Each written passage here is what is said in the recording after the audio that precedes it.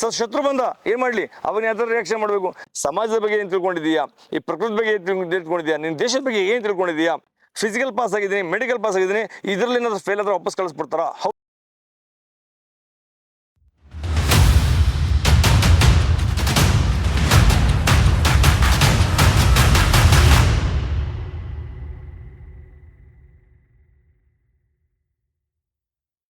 ನಮಸ್ತೆ, ಜೈ ಹಿಂದ್. ನಾನು ನಿಮ್ಮೆಲ್ಲರ ಮೆಚ್ಚಿನ ಸೈನಿಕ ಮೈಸೂರಿನ ಸಂಸ್ಥಾಪಕ ಮತ್ತು ಎಕ್ಸ್ ಬ್ಲಾಕ್ ಅಕೌಂಟ್ ಶ್ರೀದಾಸ್.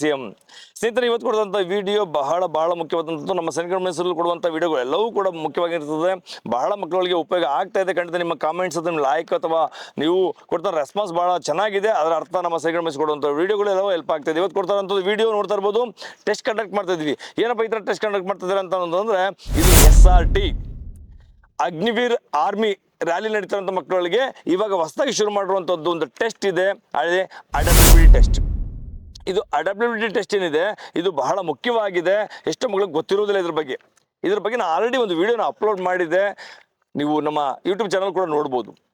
ಜೊತೆಗೆ ಅಗ್ನಿವೀರ್ ವಾಯು, ಅಗ್ನಿವೀರ್ ನೇವಿನಲ್ಲಿ ಈಗಾಗಲೇ ಅದು ನಡೀತಾ ಇದೆ.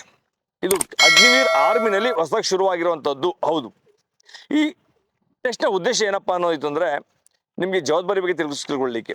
ನೀವೊಬ್ಬ ಭಾರತೀಯ ನಾಗರಿಕನಾಗಿ, ಭಾರತೀಯ ಸೈನಿಕನಾಗಿ ನಿಮಗೆ ಏನು ಜವಾಬ್ದಾರಿ ಇದೆ, ಈ ಸೊಸೈಟಿ ಮೇಲೆ ನಿಮ್ಗೆ ಏನು ಜವಾಬ್ದಾರಿ ಇದೆ, ಅದ್ರ ಬಗ್ಗೆ ಏನು ತಿಳ್ಕೊಂಡಿದೀಯಾ, ಸಮಾಜದ ಬಗ್ಗೆ ಏನು ತಿಳ್ಕೊಂಡಿದೀಯಾ, ಈ ಪ್ರಕೃತಿ ಬಗ್ಗೆ ಏನು ತಿಳ್ಕೊಂಡಿದೀಯಾ, ನಿನ್ನ ದೇಶದ ಬಗ್ಗೆ ಏನು ತಿಳ್ಕೊಂಡಿದೀಯಾ, ಅದ್ರ ಜವಾಬ್ದಾರಿ ನಿಂದೇನಿದೆ.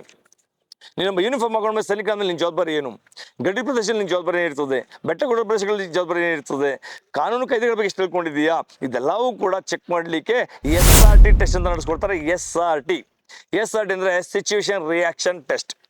ಇದು ಬಹಳ ಮುಖ್ಯವಾದಂಥದ್ದು. ಇದು ಅವಶ್ಯಕತೆ ಇದೆ, ಇದು ಪ್ರತಿಯೊಬ್ಬರಿಗೂ ಅವಶ್ಯಕತೆ ಇದೆ. ಯಾಕಂದ್ರೆ ನನ್ನ ದೇಶ, ನನ್ನ ಸೊಸೈಟಿ ಅಂದಾಗ ನನ್ನ ರಿಯಾಕ್ಷನ್ ಯಾವ ಥರ ಇರಬೇಕು ಅನ್ನೋದು ಗೊತ್ತಾಗಬೇಕು. ಸಿಚುವೇಶನ್ನ ಯಾವ ಥರ ಹ್ಯಾಂಡಲ್ ಮಾಡ್ತೀರಾ. ನೀವೊಬ್ಬ ಲೀಡರ್ ಆಗಿ, ಅಕಸ್ಮಾತ್ ನಿನಗೆ ಸೈನಿಕನಾದ್ಮೇಲೆ ನಿಮಗೆ ಲೀಡರ್ ಪೊಸಿಷನ್ ಕೊಡ್ತಾರೆ. ಆ ಲೀಡರ್ ಆಗಿ ನೀನು ಏನು ಮಾಡ್ತೀಯ, ಕ್ಯಾಪ್ಟನ್ ಆಗಿ ಏನು ಮಾಡ್ತೀಯ, ಅಥವಾ ನಿನಗೆ ಸಮಾಜದಲ್ಲಿ ಏನಾದರೂ ಒಂದು ಬಾಡ್ ಬಂದ್ಬಿಡುತ್ತೆ, ಪ್ರವಾಹ ಬಂದ್ಬಿಡುತ್ತೆ, ಭೂಕಂಪ ಆಗುತ್ತೆ, ಆ ಸಿಚುವೇಶನ್ ನೀನು ಯಾವ ಥರ ಹ್ಯಾಂಡಲ್ ಮಾಡ್ತೀಯ. ಯಾವಾಗಲೂ ಬಂದು ಕೊಟ್ಟಿದ್ವಿ ಅಂತೇಳಿ ತಗೊಂಡು ಡೂ ಶೂಟ್ ಮಾಡ್ಲಿಕ್ಕೆ ಕೊಟ್ಟಿಲ್ಲ. ಆ ಬಂದೂಕನ್ನ ನೀವು ಉಪಯೋಗಿಸೋ ರೀತಿಗಳು ಯಾವ ಥರ. ಯೂನಿಫಾರ್ಮ್ ಹಾಕೊಂಡ್ಮೇಲೆ ಯೂನಿಫಾರ್ಮ್ನ ಗತ್ತಿರ್ತದೆ, ಅದೇ ಒಂದು ಶಿಸ್ತು ಇರುತ್ತೆ, ಅದೇ ಒಂದು ಕಾನೂನು ಇರ್ತದೆ. ಆ ಕಾನೂನು ವ್ಯವಸ್ಥೆಯಲ್ಲಿ ಆ ಯೂನಿಫಾರ್ಮ್ಗೆ ಯಾವ ಥರ ಗೌರವಿಸ್ತೀಯಾ, ಅಧಿಕಾರಿಗಳ ಜೊತೆ ಯಾವ ಥರ ಇರ್ತೀಯಾ, ಅಥವಾ ನೀನು ಜೂನಿಯರ್ಸ್ ಜೊತೆ ಯಾವ ಥರ ಇರ್ತೀಯಾ, ಸಮಾಜದಲ್ಲಿರುವಂಥ ನಾಗರಿಕರ ಜೊತೆ ಯಾವ ಥರ ಬೆರೀತೀಯಾ, ಇದೆಲ್ಲವೂ ಕೂಡ ನಿಮಗೆ ಸಿಚುವೇಶನ್ನ ಕೊಡ್ತಾವ. ಇದನ್ನ ಟೆಸ್ಟ್ನ ಕಂಡಕ್ಟ್ ಮಾಡ್ತಾರೆ. ಟೋಟಲ್ 40 ಕ್ವಶನ್ಸ್ಗಳನ್ನ ಕೊಡಲಾಗ್ತದೆ. 40 ಕ್ವಶನ್ಗಳು 30 ಮಿನಿಟ್ಸ್ 30 ನಿಮಿಷ ಇರ್ತದೆ. ಇದು ಪೇಪರ್ ಮುಖಾಂತರ ಕೊಡುವಂಥ ಒಂದು ಟೆಸ್ಟ್. ಈ ಟೆಸ್ಟ್ನ 2 ಥರ ಟೆಸ್ಟ್ನ ಕಂಡಕ್ಟ್ ಮಾಡ್ತಾರೆ. ಒಂದು ಪೇಪರ್ ಟೆಸ್ಟ್, ಒಂದು ಇಂಟರ್ವ್ಯೂ ಟೈಪು. ಒಂದು ಪೇಪರ್ ಟೆಸ್ಟ್ ಅಂತ ಕೊಟ್ಟಾಗ ಪೇಪರ್ ಟೆಸ್ಟಲ್ಲಿ 40 ಕ್ವಶನ್ಸ್ಗಳು ಕೊಡ್ತಾರೆ. ಅದ್ರಲ್ಲಿ ಆಪ್ಷನ್ ಇರುತ್ತೆ, ಅಬ್ಜೆಕ್ಟಿವ್ಸ್ ಇರುತ್ತೆ, ಏನು ಸಮಯ ವ್ಯತ್ಯಾಸನೇ ಇರೋದಿಲ್ಲ. ಹೋಮ್ ಮಾರ್ಕ್ ಶೀಟ್ ಕೊಡ್ತಾರೆ, ಚೆಕ್ ಮಾಡ್ಕೋಬೋದು. ಅದರಲ್ಲಿ ನಿಮಗೆ ಆಪ್ಷನ್ ಕೊಟ್ಟಿರ್ತಾರೆ. ಇದು ಪೇಪರ್ ಕೊಡುವಂಥದ್ದು 40 ಕ್ವಶನ್ಸ್ಗೆ 30 ನಿಮಿಷ ಟೈಮ್ ಕೊಟ್ಟಿರ್ತಾರೆ. ಇನ್ನೊಂದು ಇಂಟರ್ವ್ಯೂ ಟೈಪ್ ಕೊಡ್ತಾರೆ. ಇಂಟರ್ವ್ಯೂ ಟೈಪ್ ಯಾವ್ದು, ಒಟ್ಟಿಗೆ ನಿಲ್ಲಿಸ್ತಾರೆ ಅಥವಾ ಸಿಂಗಲ್ ಕರೀತಾರೆ. ಅವ್ರಿಗೆ ಕೆಲವೊಂದು ಕ್ವಶನ್ಸ್ಗಳು ಕೇಳ್ತಾರೆ.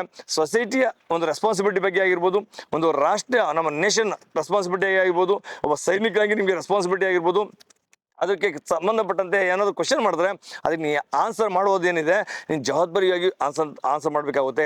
ನಿಮ್ಮ ರೆಸ್ಪಾನ್ಸಿಬಿಲಿಟಿ ನೀವು ಅರ್ಥ ಮಾಡಿಕೊಂಡು ನೀವು ಆನ್ಸರ್ ಮಾಡಿದ್ರೆ ನೀವು ಅಲ್ಲಿ ಸೆಲೆಕ್ಟ್ ಆಗ್ತೀರಾ. ಸರ್, ಆಲ್ರೆಡಿ ರಿಟರ್ನ್ ಎಕ್ಸಾಮಲ್ಲಿ ಪಾಸ್ ಆಗಿದ್ದೀನಿ, ಫಿಸಿಕಲ್ ಪಾಸ್ ಆಗಿದ್ದೀನಿ, ಮೆಡಿಕಲ್ ಪಾಸ್ ಆಗಿದ್ದೀನಿ, ಇದರಲ್ಲಿ ಏನಾದರೂ ಫೇಲ್ ಆದ್ರೆ ವಾಪಸ್ ಕಳಿಸ್ಬಿಡ್ತಾರಾ? ಹೌದು, ಕಳಿಸ್ಬೋದು. ಯಾಕಂದ್ರೆ ನೀನು ಅದ್ರ ಬಗ್ಗೆ ಅರಿವೇ ಇಲ್ವಲ್ಲ. ನೀನು ಸೊಸೈಟಿ ಬಗ್ಗೆ ಅರಿವಿಲ್ಲ, ನಿನಗೆ ದೇಶದ ಬಗ್ಗೆ ಅರಿವಿಲ್ಲ, ನೀನೊಬ್ಬ ಸೈನಿಕನ ಬಗ್ಗೆ ಯಾವುದು ತಿಳ್ಕೊಂಡೇ ಇಲ್ಲ, ನೀವು ಹೇಳೋಕ್ಕಾಗಲ್ಲ. ಸಿಚುವೇಶನ್ಗೆ ಹ್ಯಾಂಡಲ್ ಮಾಡೋ ಬರಲ್ಲ ಅಂದಮೇಲೆ ರಿಜೆಕ್ಟ್ ಮಾಡುವಂಥ ಅವಕಾಶನೂ ಸಿಗ್ಬೋದು. ಆ ಸನ್ನಿವೇಶ ಆ ಥರ ಆಗ್ಬೋದು. ಆ ಸನ್ನಿವೇಶದಲ್ಲಿ ರಿಜೆಕ್ಟ್ ಆಗೋದು ಬೇಡ ಅನ್ನೋದಿತ್ತು ಅಂದರೆ ಈಗಿನ ಪ್ರಾಕ್ಟೀಸ್ ಮಾಡ್ಕೊಳ್ಳಿ. ಆನ್ಲೈನಲ್ಲಿ ಕೂಡ ನಿಮಗೆ ಪೇಪರ್ ಸಿಗುತ್ತೆ, ಚೆಕ್ ಮಾಡ್ಕೋಬೋದು.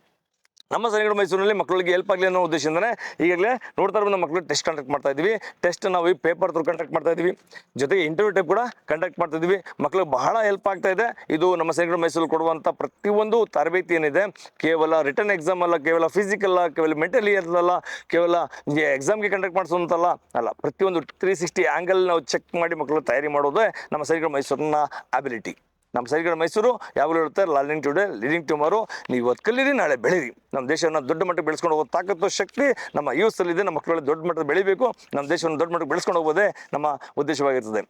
ಇನ್ನಷ್ಟು ಮಟ್ಟಿಗೆ ನಮ್ಮ ಸೈನಿಕರ ಮೈಸೂರು ಯೂಟ್ಯೂಬ್ ಚಾನಲ್ ನೋಡ್ತಾ ಇರಿ. ಸಬ್ಸ್ಕ್ರೈಬ್ ಆಗಿ, ಲೈಕ್ ಮಾಡಿ, ಯಾರು ಇಷ್ಟ ಆಗಲಿ ಅಂದರೆ ಡಿಸ್ಲೈಕ್ ಮಾಡಿ, ನೋ ಪ್ರಾಬ್ಲಮ್. ಕಾಮೆಂಟ್ಸ್ ಮಾಡಿ. Thank you. ನಮಸ್ತೆ. ಜೈ ಹಿಂದ್.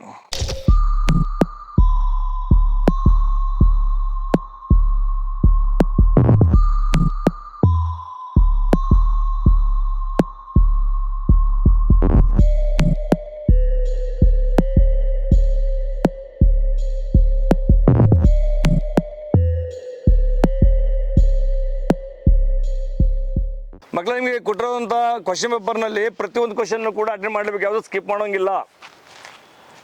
ಇದರಲ್ಲಿ ಕೊಟ್ಟಿರೋಂಥದ್ದು ಸಿಚುವೇಶನ್ನು, ಆ ಸಿಚುವೇಶನ್ ಕೊಟ್ಟಿರೋದ್ರಿಂದ ಒಂದು ನನ್ನ ಸಿಚುವೇಶನ್ ಗೊತ್ತಿಲ್ಲ ಅಂತ ಹೇಳೋಂಗಿಲ್ಲ. ಆ ಸಿಚುವೇಶನ್ ತಕ್ಕ ನೀವು ರಿಯಾಕ್ಟ್ ಮಾಡಲೇಬೇಕು. ಸರ್ ನಾಯಿ ಬಂತು ಸರ್ ನಾನು ಆ್ಯಕ್ಷನ್ ಮಾಡಲ್ಲ ಅಂತಂದರೆ ನಾಯಿ ಬಂದು ಕಚ್ಚುತ್ತೆ, ಅವಾಗ ನೀವು ಯಾವ ಥರ ರಿಯಾಕ್ಷನ್ ಮಾಡಿದೆ. ಹುಲಿ ಬಂತು ಸರ್ ನಾನು ಏನು ಮಾಡಲಿ, ಹುಲಿ ತಕ್ಕ ನೀವು ರಿಯಾಕ್ಷನ್ ಮಾಡಲೇಬೇಕಾಗುತ್ತೆ. ಸರ್ ಶತ್ರು ಬಂದ ಏನು ಮಾಡಲಿ, ಅವನು ಯಾವ ಥರ ರಿಯಾಕ್ಷನ್ ಮಾಡಬೇಕು. ನಿಮ್ಮ ಗೆಳೆಯ ಬಂದ, ಸ್ನೇಹಿತ ಬಂದ, ಅವ್ರ ಜೊತೆ ಯಾವ ಥರ ನೀವು ರಿಯಾಕ್ಷನ್ ಮಾಡ್ತೀಯಾ. ಈ ಥರ ನಿಮಗೆ ರಿಯಾಕ್ಷನ್ ಮಾಡಲಿಕ್ಕೆ ಅಂತ ಕೊಟ್ಟಿರೋಂಥದ್ದು, ಯಾವುದೂ ಕೂಡ ಖಾಲಿ ಬಿಡೋಂಗಿಲ್ಲ. 40 ಕ್ವಶನ್ ಕೊಟ್ಟಿದ್ರೆ 40 ಕ್ವಶನ್ ಪೂರ್ತಿ ಅಟೆಂಡ್ ಮಾಡಲೇಬೇಕು. ಅದು ತಪ್ಪಾಗಿರಲಿ ಸರಿಯಾಗಿರಲಿ, ಆ ತಪ್ಪು ಸರಿನಾ ನಿಮ್ಮ ಆಫೀಸಲ್ಲಿ ಚೆಕ್ ಮಾಡ್ಕೊಳ್ತಾರೆ.